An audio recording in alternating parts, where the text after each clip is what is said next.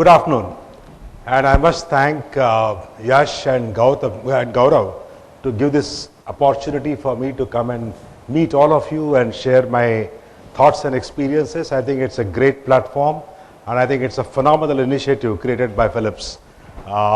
Really congratulations to you for a great job done and giving platform to people like us. Thanks. So today I'm supposed to speak on multiple things, but I just tried to give it a name, and I said maybe I'll talk on the evolving role of HR and figure it out how we have arrived and where we are and what is it that we need to do as we move on. So let's see some of the things that have happened over last probably a few centuries. If you really look at it, we started off from probably an agro-based economy and moved on to an industrial economy, and each economy had its own very, very unique characteristic. The entire industrial economy was primarily the economy of large factories, large manufacturing bases, where the value was created not necessarily by the people, but by the big factory infrastructures that were created. So it was a highly capital intensive kind of an economy. So if you really look at last couple of 100 years of industrial economy, it was all plagued with continuous war between capital and labor. It was a very, very IR kind of a scenario, and capital and labor always fought that war. Somewhere you will find that in that war always the capital won. Capital was always the winner, the labor always lost. Somewhere in mid-90s, and I used to be working with Hewlett Packard those days in Singapore, that's the time when something called information age came in. First time internet became available, and we started saying probably the scenario has changed. It's an information age. We started talking of B2B, B2C, B2E, all these interesting new terminologies got created in mid-90s. And for the first time, we started saying something has changed in the world, and that was all about that. However, this information age didn't last much. My guess it lasted for about 5 years. Just about 5 years, not more than that. Sometime in mid-90s, ended somewhere in 2000. And how do we know it ended? Because of the information age, whole lot of these .com companies came up. I think Amazon.com was one of the creations of that information age, creation based on internet. Somewhere this information age ended, and that was known because of the .com bubble burst that happened somewhere in 99, 2000. That's the time very interesting phenomenon was observed, and that was the Wall Street crashed by almost 25-30%. In some companies it crashed by almost 40-odd%, because a whole lot of investors who did investments in this .com companies really went bankrupt also, a large number of them. So huge downfall that happened in the Wall Street. But very unusual thing also happened at that time. When your market capitalization went down by 25-30%, the CEO salaries went up by almost 20%. Very unusual. Very, very unusual. When my wealth is eroding, how come the compensation of the top leaders is going up? Very unusual thing happened. And that was kind of a very, very shocking thing for the whole industry. And people started wondering why is that happened. And I still remember 99, 2000, 2001, huge number of articles I must have read in the Harvard Business Review at that point of time. They were all talking about probably the knowledge economy is emerging. So the term knowledge economy somewhere probably existed, but you started seeing it in practice somewhere around that point of time, and saying that first time in the war between capital and labor, the labor has won the war. So I think one of the thinkers declared that labor has won the war, and it's the beginning of the knowledge economy. So that was very interesting phenomenon. And what does that mean? It's really the capital which was the most scarce and which was very difficult to get, and to create any enterprise and to create any value, you always needed big capital. But in the knowledge economy era, what you needed was brain power. And it's with minimal capital, you can really create phenomenal value. So that was the kind of observation that the thinkers had. And whole lot of service industry has picked up in last almost 1.5, 2 decades, especially with the knowledge economy starting in. Now, why am I speaking all this? Especially when we are talking of HR. And you will suddenly realize that the kind of things that you did in industrial economy era, information age and knowledge economy are very different. So the whole role of HR has evolved a lot from what it used to be to what it is. When I started my career way back in 1975, immediately after passing out from XLRI, I was in Hindustan Lever, and it was primarily an industrial economy company, all manufacturing, and the whole focus used to be on productivity, wage settlement, bargaining, industrial relations, and so on and so forth, dealing with underworld, managing a whole lot of unfortunate situations that you would see happening, and so on and so forth. So a lot has changed from that industrial era, from the chain of command and steep pyramids and whatnot, to really flat structures, and a very different world has arrived. And with that, you will find that the whole gamut of HR role is also evolved. If you really look at HR role, probably somewhere, I'm not saying this is the method it got evolved, but it was more of a labor office. And I still remember way back in 73, when I got admission in XLRI and I decided to join XLRI, the biggest protest and biggest opposition to my going to XLRI for doing HR course was from my mother. Stereotype. Because she was daughter of a textile industry owner. And her image of a textile industry labor officer was deeply carved into her mind. And she says, Vivek, after being a first graduate from a Pune University, you will go to XLRI, will spend huge money, you will do your post-graduation, and you will become a labor officer, chewing pan and tobacco, sitting in the time office, bringing labor in and managing the strikes and managing gundas. He says, is that what you want to do in your life?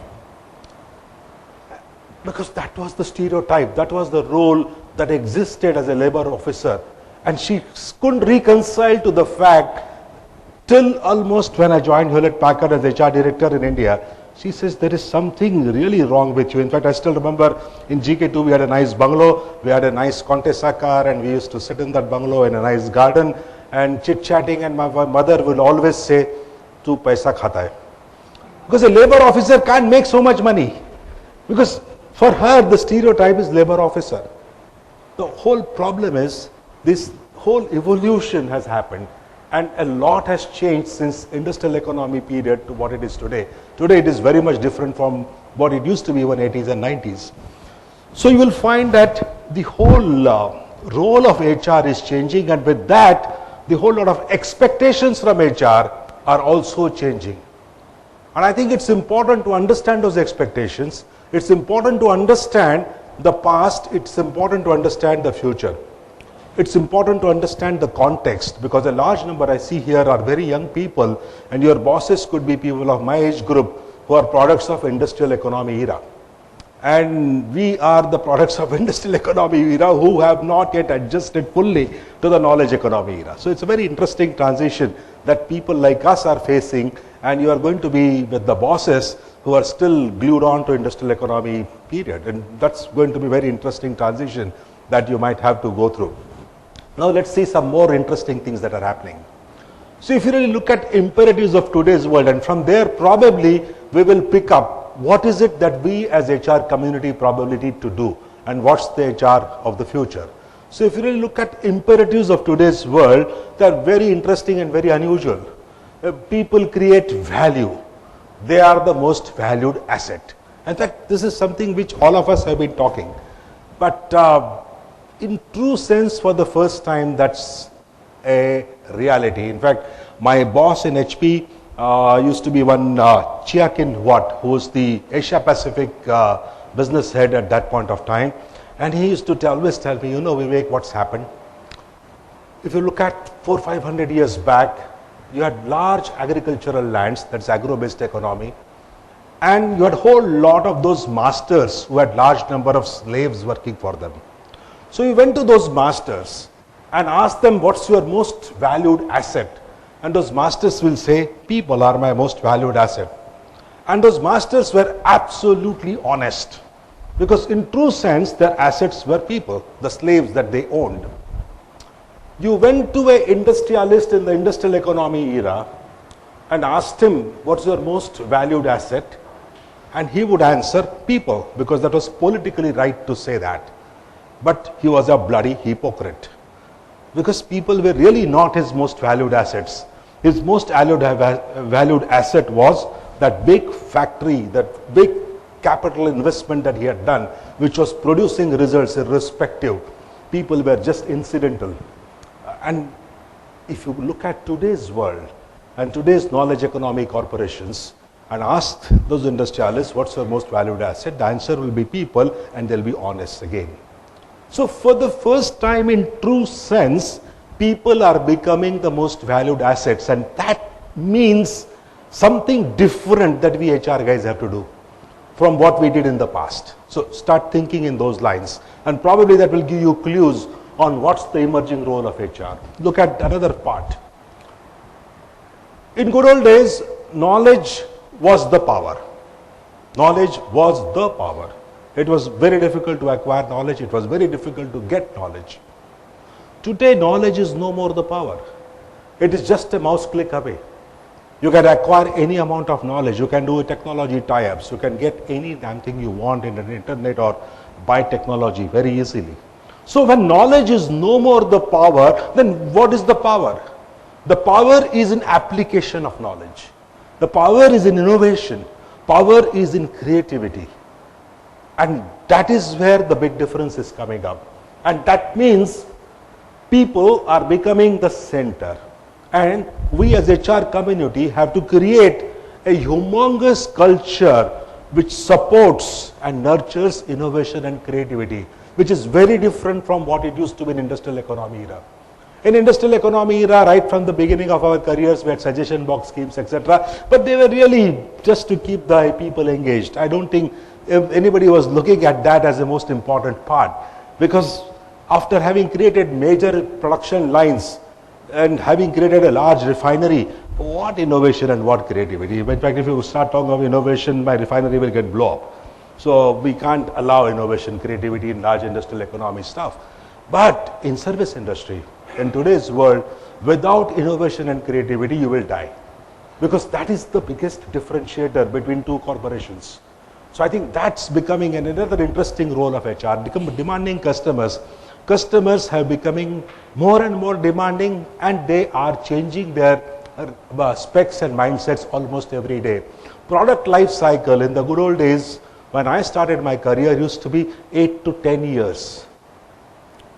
In fact, when I joined Hewlett Packard way back in '87, our product life cycle for computers and for the test and measurement instruments and variety of things that we made used to be minimum 5 to 6 years. That means from the time the product is out for the first time to the time it will be shelved, it will be about 5 to 6 years. So huge product life cycle. So people, the customers, everybody, your employees had enough time to master that product, support and service that product over a large period of time. Today the product life cycle is crashed to 5 months, 6 months, 4 months. Your smartphones are changing every 2-3 months, new products, new models come up. So product life cycle is crashing. As a result of that, time to market is crashing. As a result of that, your customer care people are getting into spin. So very different kind of an environment exists today. Ever changing, fast evolving environment, and that's where again a major HR challenge comes in. How do I keep my people on their toes and constantly upgrade their skills, capabilities, and constantly make sure that the new products and the new services are brought into the market on an ongoing basis? That's becoming a big issue. Global market for skilled labor, no more the labor is localized. All the skilled people, top leadership positions, in good old days you did local salary surveys, etc., and you were quite happy with that. But today it's a global market for all the highly skilled laborers. As a result of that, huge disparities are coming in. I still remember way back in 73, 75 when I did my HR course in XLRI, we used to have one Dr. Ghosh who used to teach us the labor economics, and he used to teach us the differential between the lowest paid worker and the highest paid worker is 1:8. If it once 1:10, there'll be catastrophe. That kind of stuff. Today the differentials will be what? 1:5,000, 1:6,000, I don't know how much. Because the lowest paid guy could be getting maybe minimum wages 10,000 rupees a month. That's about 1.2 lakhs a year, while the highest paid guy can be getting 10 crores. So huge differentials because of the global market. No more it's a local market. So for the top leaders, for this, and that is creating its own stresses and strains in the corporations, and that becomes another very interesting thing for HR community to manage. So you will find that HR role is really undergoing a humongous change, and I think we as management have to be aware of that. Shortage of talent is again very much there.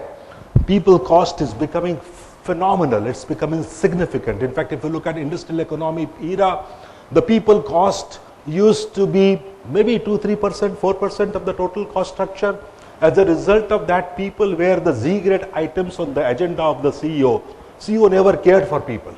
Primarily about 2%, 3%, nothing much. In fact, in Reliance, it was less than 1%. Even today, it's about less than 1%. So you go to Mr. Mukesh Ambani and say, Mr. Ambani, I want to increase salaries of people by 5%, 10%. He'll say, don't even bother me with this question. Do what you feel is right, period, finished. So people are Z-class items for you. You're not going to worry about it in industrial economy era. But if you look at knowledge economy companies, people cost can be as high as 40%, 60%. So really speaking, the raw material is people. And I need to have a phenomenal talent pipeline, highly productive workforce, great workforce constantly coming in. 50 to 60% of my cost is people. In some companies it will be 30%, 20%, but it's in that range.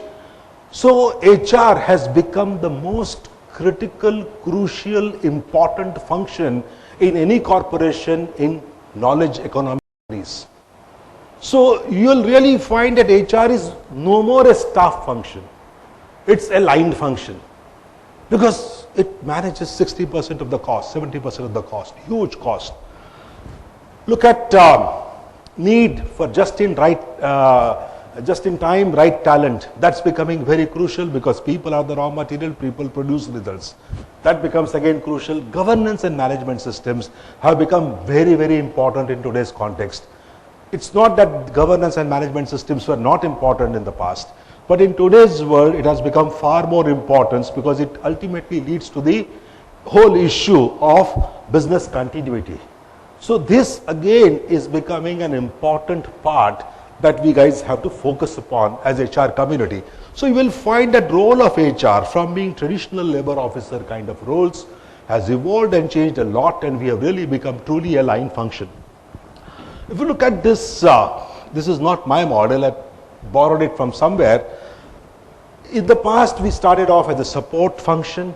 From support function, nowadays we talk of becoming business partners, and I don't think many of us understand what is business partner as yet completely, but we now say that we are business partners. But ultimately and very quickly and very fast, we have to become value drivers, because if you do not create value, you do not have a place in the corporation.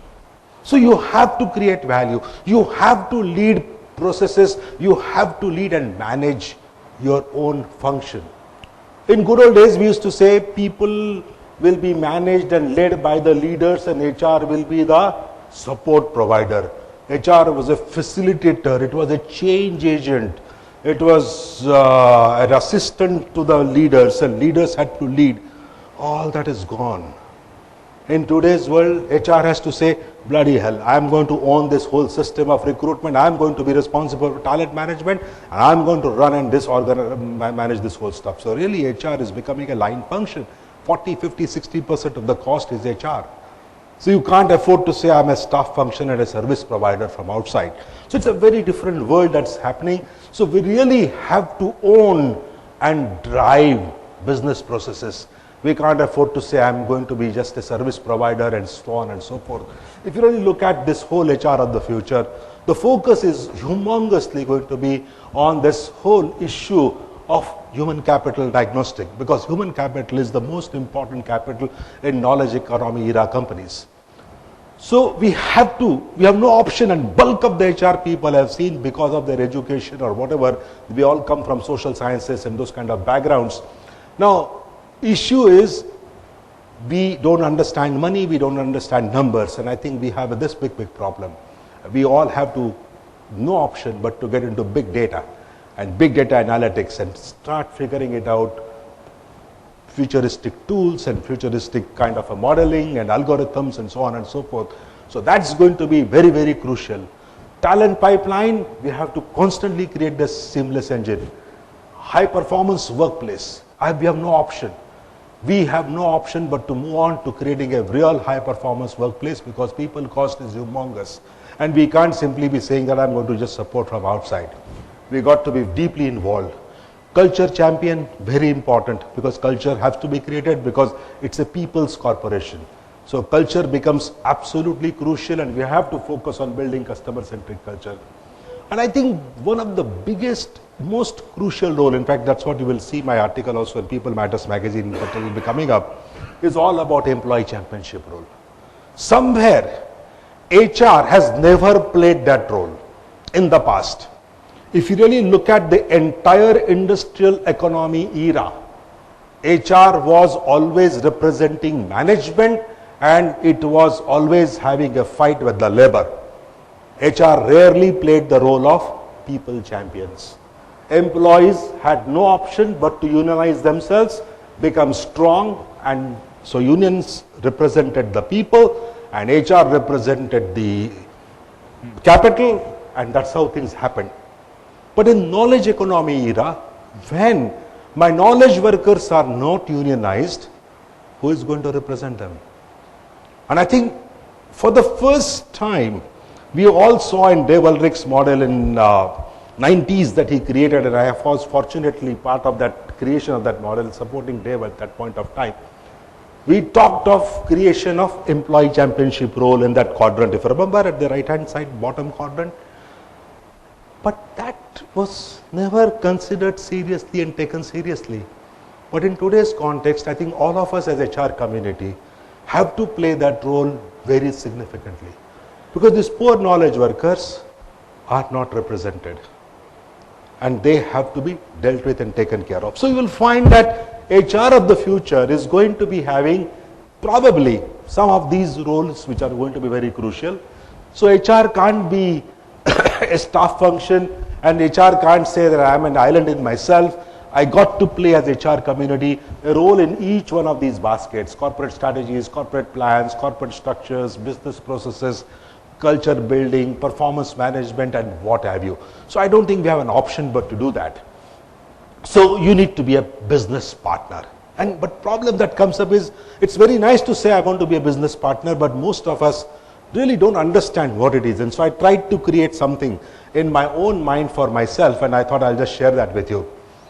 So if you don't partner, question that comes up is, why do you exist? And if HR is integral part of corporation, I don't think you have an option but to become a partner. So if we have to talk of HR partnership, then the whole good old concept of this customers vanishes.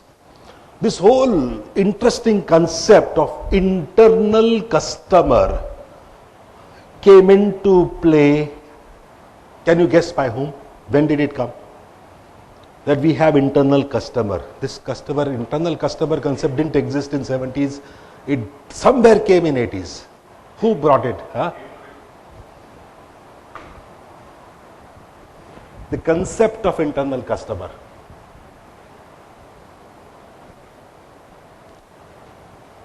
Concept of internal customer came in somewhere in 80s from Deming. It's quality movement. The whole quality movement that happened in Japan brought in this whole concept of internal customer. And I think all of us in the HR community took it to the hearts, because it was very convenient. I'm a service provider. I don't care for the cost. In any case, I don't understand balance sheet. I'm here to serve you, my friend, and I will provide you everything on a platinum platter. Now, so it was very, very convenient role. So I'm an order taker, room service order taker. Yes, sir. What do you want? I'll provide you service. You are my boss and I'm your customer. the crazy kind of a scenario happened, and that kind of a thing continued till almost late 90s. But somewhere in late 90s, once the knowledge economy thing started, dot-com bubble burst started, HR communities in most of the companies, and we in Hewlett Packard were probably amongst the first to say, bullshit, there is nothing called internal customers. We are equals, we are business partners. So this whole concept of internal customer was thrown away by some of the corporations, and I think that's the right thing to do. Because unless you throw it away, you can't become business partners in true sense. Now look at some of the characteristics of any business partner. I'm not talking of HR. I'm talking of any business partner, and that will probably give us clues on what is it that we as HR community need to do. If you really look at it, it says partners create value. They are not service providers. Kavi is outstanding in sales and I'm outstanding in operations. Between two of us, we together open a shop. So together we create value. He does the sales and procurement, I do the operations of the shop and I do selling. Both of us create value, both of us are equals. There is nobody providing a service to each other. Otherwise I'm serving him and he's serving me. Nothing of that sort. We are all serving the external customer. Partners understand the business. No partner can say, I don't understand the business. He understands business and he better understand the business. They jointly formulate strategies. They together lead, implement strategies. Each partner is accepted by each other as equal. And all partners shares glories, benefits and pains together. So if these are the qualities of a good business partner, take from any business, what stops us from doing the same thing in our corporations? Your CEO and you are business partner. You got to work together hand in hand. He has an expertise in selling, you have an expertise in managing people. He and you work together. It's not that he's the leader and I'm not a leader. I'm a change agent. So I will not change, but I'll make the whole company change. You know, catalyst ka definition and all that kind of crap that we learned in our schools. Whole point is, I will change and I will be with you and I will lead the change. I'll be in the front, and I think that's what we need to do. We got to be providing front-end leadership. I think that's the role of HR. That's emerging. So where are we? I think in large number of places that I have seen, I keep asking this question and people keep asking me, why is HR not on the board? I said, bloody hell, are you ready to be on the board? You don't understand business. You are not engaged with the business. Just because you're an HR guy, I don't want to bring you onto the board. I'll bring you to the board only if you can create and add value on that table. Better start understanding business. Better be engaged with businesses. And a deep engagement with business, saying that I am equal partner. So let's work things together out. And I'm not going to be in a blame game, but I'm going to be working together with you to help this company succeed and make the external customers happy. I think that's where you will come to the table and that's where you will get to the board. I think it all depends on what role am I playing. So are we fully engaged is a big question. Next big question I have is, our HR inputs and manpower plans are integral part of the corporate plan. Most of the time I have seen HR people not even aware and not even probably involved into the corporate planning process. Not realizing that, look, we as a HR community have phenomenal skills in facilitating stuff. If I have a great skill in facilitating things, why can't be facilitating business meetings? Why should I be facilitating only training programs, damn it? That's my core skill, isn't it, to facilitate meetings? Why can't I start as a facilitator for business planning meeting? And I have to be part of that entire business planning process. And I have to make sure that my HR plans are integral part and I am completely aligned to the business. I think that becomes another very crucial part. Next one is, does HR function enjoy high level of credibility? Again, that is a big issue. It starts with your grooming, it starts with your meeting and exceeding commitments, it starts with your current state-of-the-art knowledge, and so on and so forth. And we got to develop that humongous credibility for that. So where are we?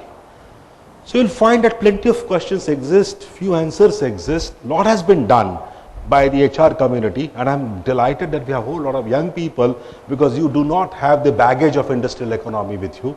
So you can really start looking at HR with a completely fresh pair of eyes and start saying that I have to look at HR differently. But it's important to understand the context, Because the moment you understand the context and moment you understand what is expected of you today, you will be able to figure out your strategies and game plans. So a lot more needs to be done, and I'm very confident that we as HR community will do phenomenal job, and there is no dearth of knowledge and intelligence in our group. It's a question of just thinking differently.